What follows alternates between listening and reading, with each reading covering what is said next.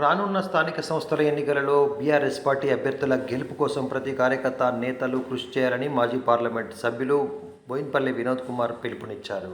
జగిత్యాల జిల్లా కొడిమ్యాల మండలంలోని పలు గ్రామాలకు చెందిన కార్యకర్తలు, పార్టీల నేతలు సోమవారం రోజున మాజీ పార్లమెంట్ సభ్యులు, ప్రణాళిక బోర్డు సంఘం మాజీ వైస్ చైర్మన్ బోయిన్పల్లి వినోద్ కుమార్ ఆధ్వర్యంలో బీఆర్ఎస్ పార్టీ తీర్థం పుచ్చుకున్నారు.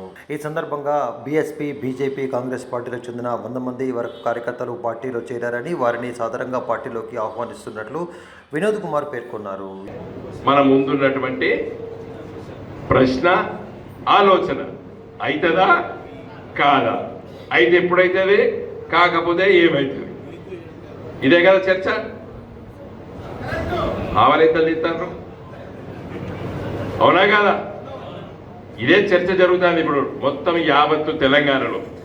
మీకు అందరికి తెలవాలి, 9వ షెడ్యూల్ అంటే ఏంటంటే రాజ్యాంగం లోపల ఆ 9వ షెడ్యూల్లో, దాని షెడ్యూల్ అంటే ఒక పట్టిక ఉంటాయి కదా, అన్ని రాష్ట్రంలో ఒకటి. అది ఆ 9వ షెడ్యూల్ లోపల ఈ చట్టాన్ని పొందపరిచితే సుప్రీంకోర్టు కాదు, హైకోర్టులు ఎవి కూడా దీన్ని తప్పు పట్టలేవు.